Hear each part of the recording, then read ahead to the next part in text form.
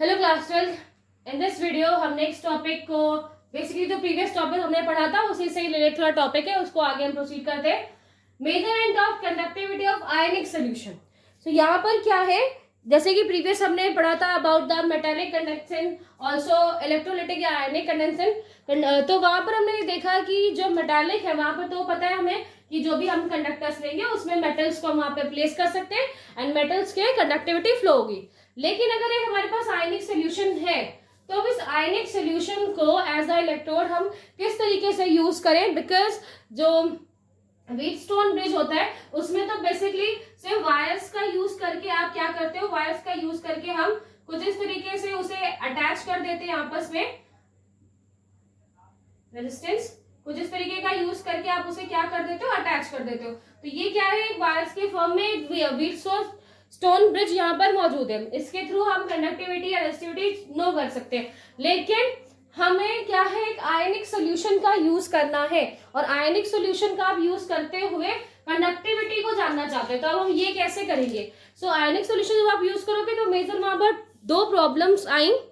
First, अगर हम यहाँ पर डीसी का यूज करें यानी डायरेक्ट करंट प्रोवाइड करते हैं, डायरेक्ट करंट हम उसे देते हैं, तो ये जो डायरेक्ट करंट हम उसे दे रहे हैं तो ये सोल्यूशन के कंपोजिशन को चेंज कर देता है। अगर हम उसे डायरेक्ट करंट दे रहे हैं तो इट चेंज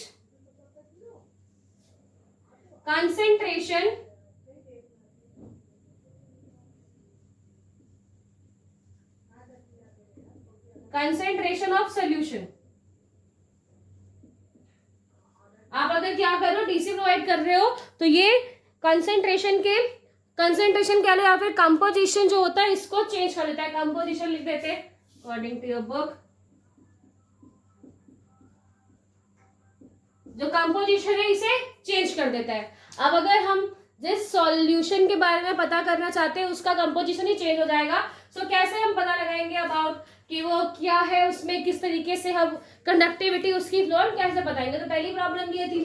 दूसरी प्रॉब्लम जो यहाँ पर जनरेट हुई कि एक आयनिक सोल्यूशन को हम कैसे एज अ मेटालिक वायर्स में कन्वर्ट करें एक सॉलिड स्ट्रक्चर में, या जो व्हीटस्टोन ब्रिज है उसे हम उसमें हम इन्हें किस तरीके से लगा सकते हैं। बिकॉज हमारे पास जो सोल्यूशन है वो कैसा है, आयोनिक सोल्यूशन, एक सोल्यूशन है और उसी सोल्यूशन को हम इस ब्रिज पे जो व्हीटस्टोन ब्रिज है हमारे पास, हम इसमें किस तरीके से इसे अप्लाई कर सकते हैं, किस तरीके से हम यहाँ पर इसे लगाए। बिकॉज हम अगर वो सॉलिड फॉर्म में है तो उसे हम यहाँ पर यूज कर सकते हैं, बट अगर वो सॉलिड फॉर्म में नहीं है तो किस तरीके से हम इसे वायर्स में कनेक्ट करें या वायर से किस तरीके से इन्हें जोड़े। तो ये दो प्रॉब्लम हमें यहाँ पर देखने को मिली थी, जिसमें जो फर्स्ट प्रॉब्लम है जिसमें डीसी या डायरेक्ट करंट का यूज किया जा रहा है, तो वहां पर एक ऑप्शन था कि अल्टरनेट करंट को यूज कर लिया जाए, एसी। इन दिस प्लेस हम एसी अल्टरनेट करंट को यूज कर सकते हैं और अल्टरनेट करंट को यूज करने से जो डीसी वाली प्रॉब्लम है वो सही हो जाती है। लेकिन आयनिक सोल्यूशन जो कि सोल्यूशन यहाँ पे मौजूद है इसे हम कैसे ऐड करेंगे, तो इसके लिए कुछ स्पेशल टाइप ऑफ कुछ वेसल्स बनाए गए, कुछ स्पेशल एक डायग्राम या स्पेशल वेसल्स बनाए गए जिसको कंडक्ट कर दिया जाता था by the cell and then conductivity को चेक किया जाता था। तो वो उन सेल्स को हम क्या बोलते हैं, कंडक्टिविटी सेल्स। जो सेल है कंडक्टिविटी सेल वो कुछ इस तरीके का होता है।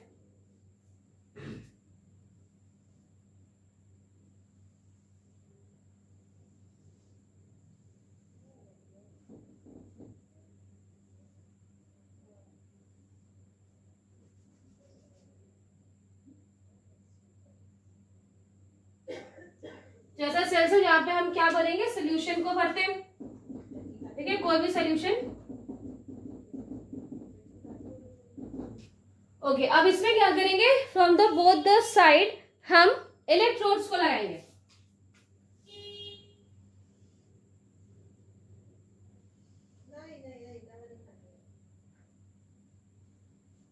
एक इलेक्ट्रोड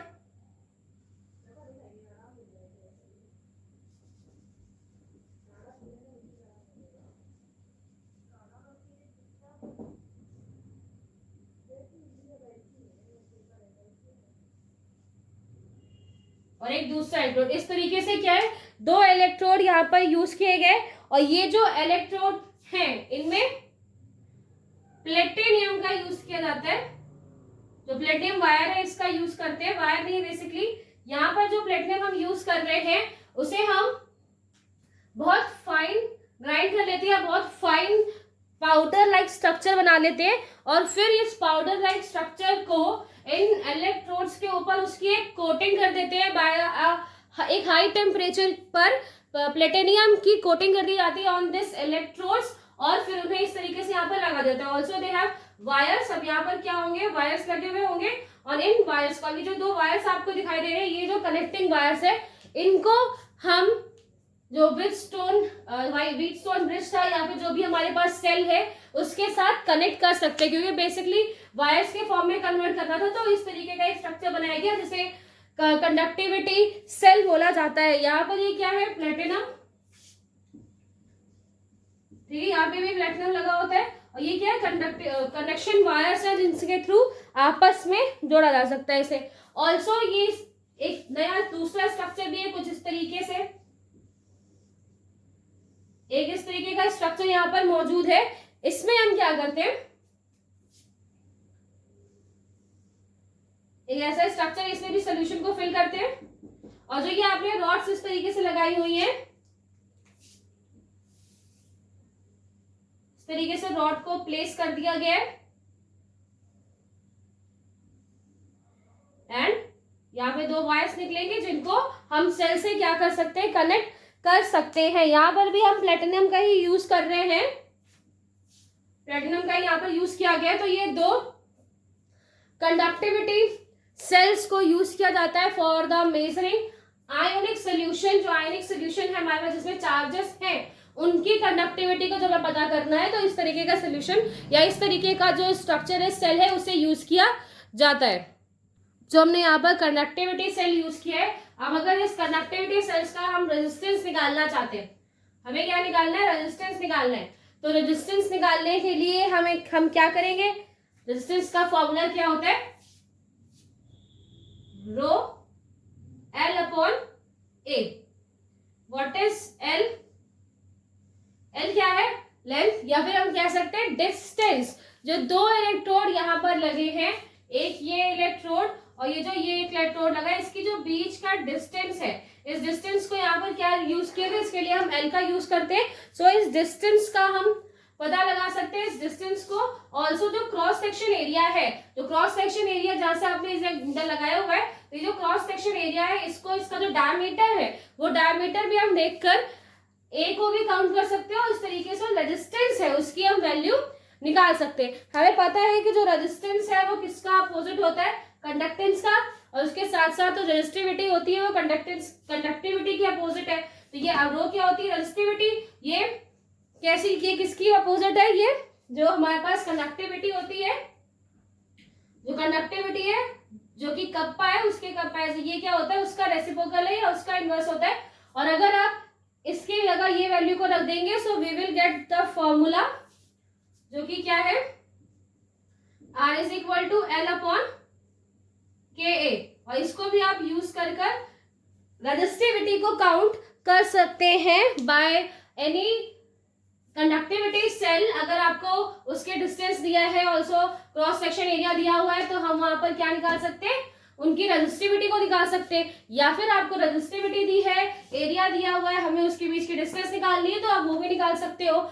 और या फिर कभी कभी हो सकता है कि आपको कप्पा की वैल्यू दी है, सॉरी मतलब आपको कंडक्टिविटी वहां पे दी है और आपको उसकी रेजिस्टिविटी निकालनी हो, तो वो जस्ट अपोजिट है, रिवर्स है, ये चीजें हमें पता है, ये भी करके हम रेजिस्टिविटी को यहाँ पर निकाल सकते हैं। वन मोर थिंग, जो ये एल अपॉन ए है, एल अपॉन ए, एक्चुअली ये सेल कांस्टेंट है,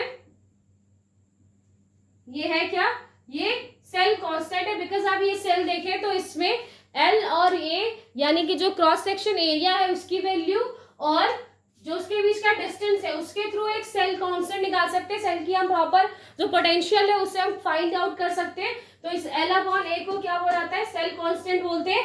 इसको हम डिनोट करते हैं बाय जी, ठीक है, इस विदाउट डॉट या फिर स्टार आप यूज कर सकते हो, जी डॉट के साथ आप इसे यहाँ पर डिनोट करते हैं। अगर यहाँ पर बेसिकली हमें सिर्फ और सिर्फ हमें क्या पता हो, लेंथ या डिस्टेंस पता हो दो इलेक्ट्रोड्स के बीच की, ऑल्सो उसका क्रॉस सेक्शन एरिया पता है, तो हम सेल कांस्टेंट जो कि जी स्टार है इसको हम यहाँ पर निकाल सकते हैं। जो जी डॉट है ये बेसिकली किसके बराबर होता है, equal upon L upon A, right.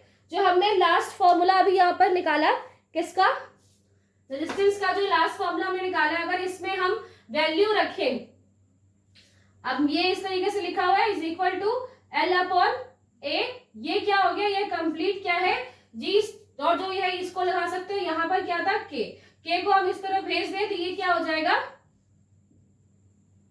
Cell constant is equal to R kappa. तो इस तरीके से हम क्या कर सकते हैं, रेजिस्टेंस पता हो आपको, कप्पा पता है, तो हम सेल कांस्टेंट को भी निकाल सकते हैं। तो ये बहुत सारे फॉर्मूला है जिनको यूज कर कंडक्टिविटी और उसके साथ साथ रेजिस्टिविटी को काउंट किया जा सकता है by a conductivity cell.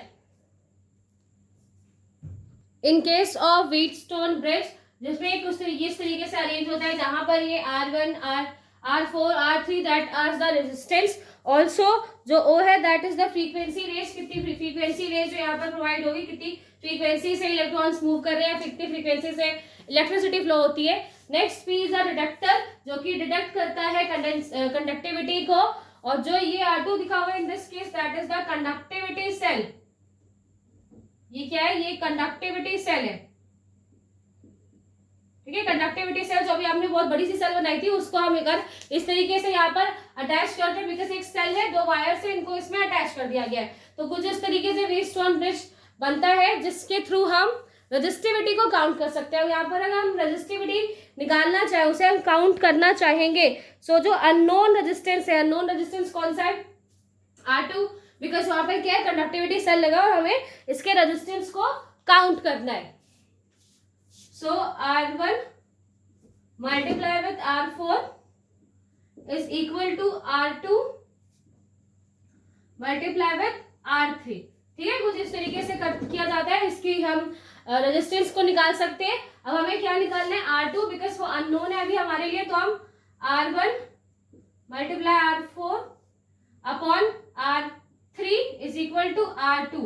R2 हमारे लिए क्या है, अननोन है रेजिस्टेंस, इसको हम इस तरीके से क्या कर सकते हैं, फाइंड आउट कर सकते हैं। तो इन व्हीटस्टोन ब्रिज में जब हम कोई अननोन कंडक्टिविटी को यूज कर रहे हैं या फिर अननोन कंडक्टिव सेल्स का यूज करते हैं, तो उसके थ्रू इस फॉर्मूले का यूज कर कर हम अननोन रेजिस्टेंस को प्रोवाइड कर सकते हैं, या फिर अननोन रेजिस्टेंस को हम देख सकते हैं।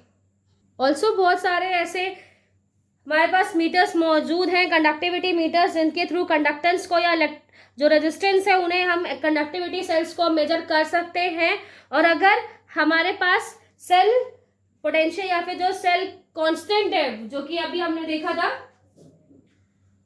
तो ये जो सेल कांस्टेंट है, अगर इसे हम माई सेल मेजर कर लेती है, सो वहां से हम कप्पा की वैल्यू को फाइंड आउट कर सकते हैं, या फिर जो आर की वैल्यू है उसे हम फाइंड आउट कर सकते हैं, बिकॉज कुछ इस तरीके से मैंने आपको बताया था, cell constant is equal to resistance into kappa. तो यहाँ पर आप कप्पा की वैल्यू निकालना चाहते हो तो इस तरीके से हम वैल्यू निकाल सकते हैं, बिकॉज वी हैव, अब हमारे पास कुछ इस तरीके के मीटर्स मौजूद है जो कि कंडक्टिविटी को, कंडक्टेंस को, रेजिस्टेंस को बहुत इजीली फाइंड आउट कर सकता है। तो अगर कंडक्टेंस हमारे पास है, हमारे पास रेजिस्टेंस है हमारे पास, रेजिस्टेंस हमें पता है उसका, ऑल्सो हमें जी यानी कि सेल कांस्टेंट की वैल्यू पता है, उसको हम डिटरमाइन कर सकते हैं। तो we also know the value of kappa.